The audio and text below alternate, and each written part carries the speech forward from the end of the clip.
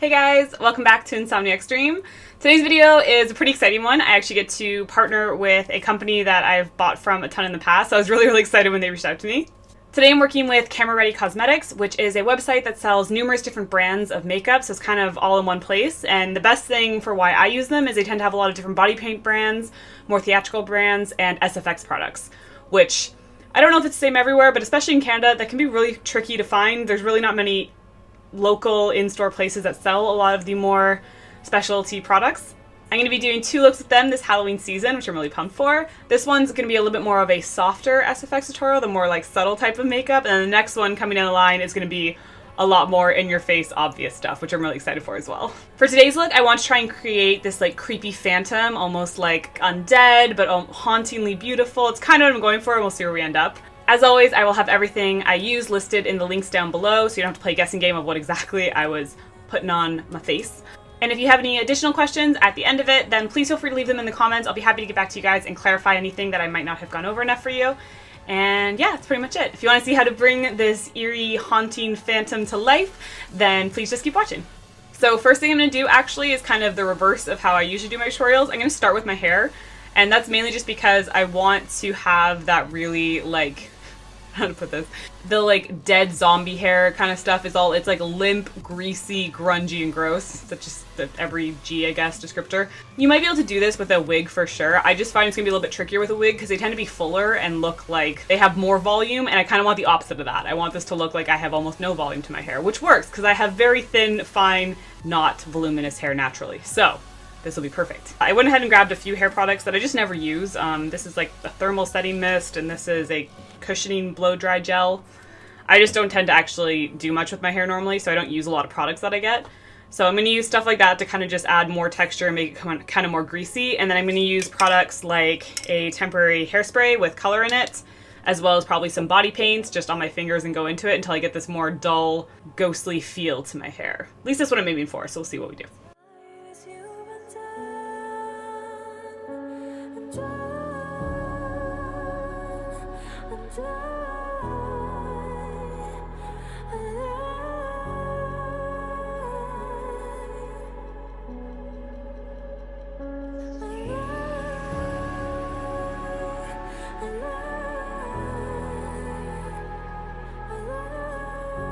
And once your hair looks really gross and grungy, just tie it out of your way for the rest of the makeup, clean up anything that you got on you, and then we just move on. So for this one, I did say it was going to be kind of softer SFX, and for that I'm going to be using two prosthetics that are from out of kits. You can of course do brow blocking with different methods. I do want to make a little video on using from glue stick, spirit gum to the more easily accessible products for brow blocking, but this is going to give a really perfectly smooth surface to make a really soft, subtle skull. Or you could always just shave your brows, but I mean that's some pretty intense dedication. So we're gonna go with this today.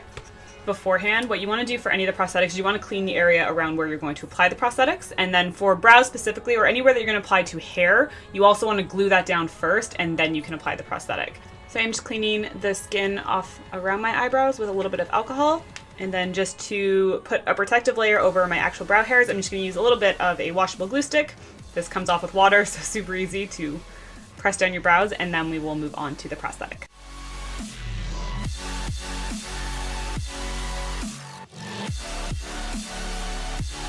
These are the small brow blockers, so if you have much bigger brows, you might want to go for a larger size. So the really fun thing about these prosthetics is that to apply them is actually really easy. It's almost like applying a band-aid. There is no extra adhesive needed, whereas most you need to apply a two-part adhesive first and then attach it that way. This is just going to be place it where you like and then start removing the side pieces until you press it down and it's where you want it to be.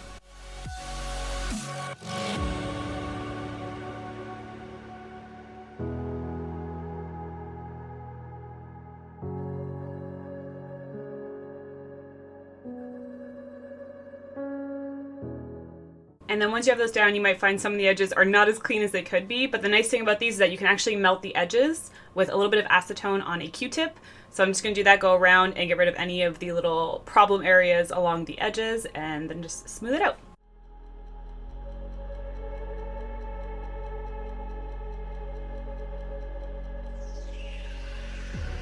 Never minded, never taken.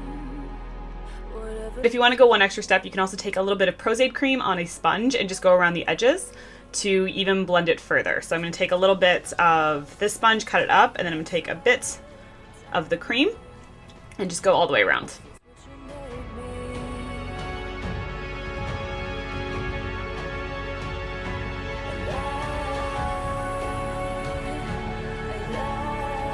And then you'll know the Pros-aide cream has dried when it goes completely clear, since it goes on white. And then what you want to do is take a little bit of translucent setting powder and just set all the way around it.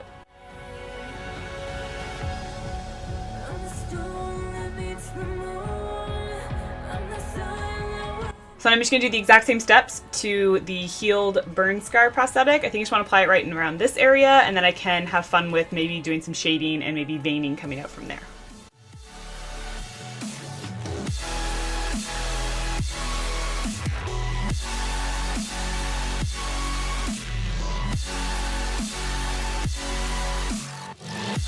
So something to just keep in mind, as you can see, I'm having redness here. Now that's actually just from my skin. It tends to, if I kind of do any rubbing or abrasion on it, just being pasty white, it tends to get red.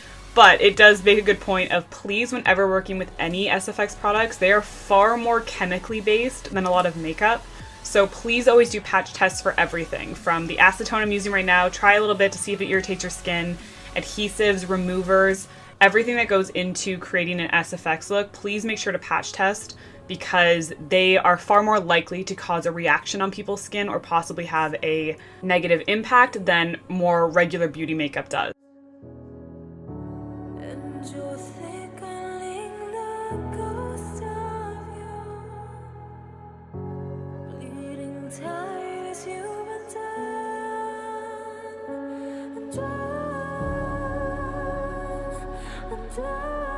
And then from here, you could go ahead and start painting, but again, one extra step that can be just a nice addition is to take a fixative or sealer and just kind of spray over the entire area of the prosthetic and where you have the powder down, and then you will be ready to move on to painting.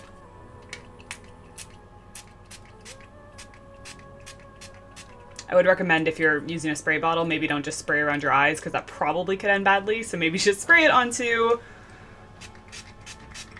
a brush and use that.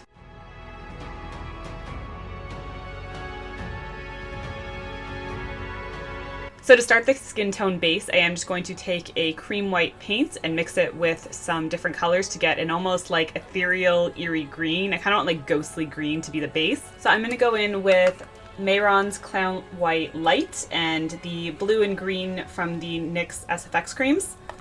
And I'm just going to mix them together on a palette until I get a tone that I'm happy with to be my base skin tone.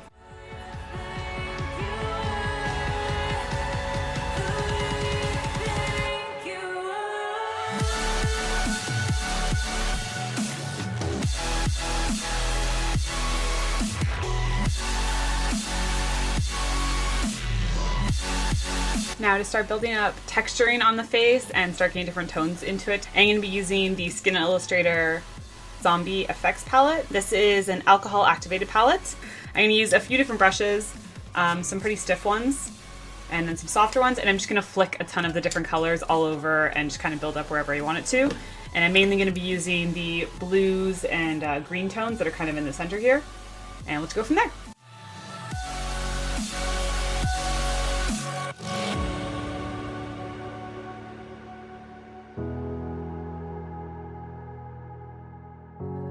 So then to start building the kind of phantom skull shape, I am just using an eyeshadow. This one is from Mehron, but you can basically use any ones that you have available. And the biggest struggle I'm going to have is that when I do skulls, I tend to love the like full deep contrast from black to white usually.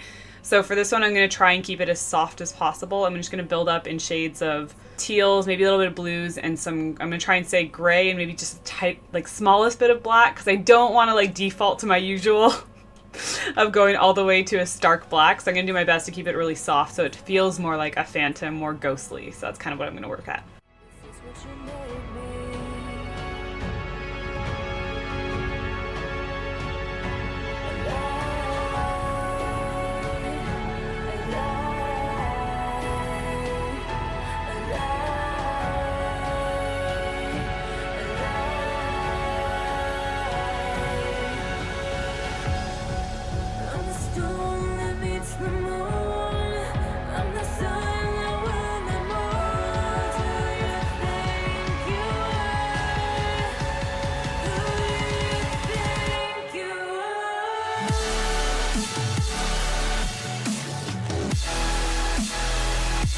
But the last steps I'm going to do is to, obviously you can't really see the prosthetic right now, so I'm going to help emphasize it by going in with the alcohol paints again and just slowly building up from there and having it kind of spread out almost as like maybe like an infection. I don't want to go too crazy with it, but I definitely want to bring attention to the fact that it's there and the nice protrusion that it has in its buildup.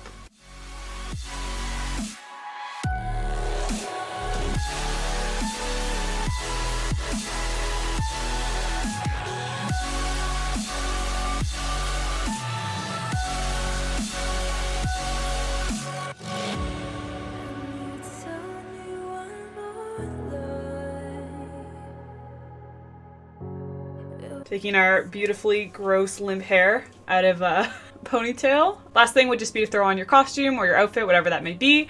And then you have a pretty eerie phantom creature by the end of it, hopefully. From here you could throw on whatever costume or outfit you're hoping to rock for what will be the Halloween season. I don't really know how Halloween's gonna look this year. It might be a little bit weird, but even, hopefully you get to celebrate some kind of even virtual Halloween wherever you are and just get to dress up and freak out your friends and still have an awesome time. Normally, this is the part where I would also throw in a pair of contacts. Especially for this look, I would love to rock the like white mesh lenses that I've worn in the past.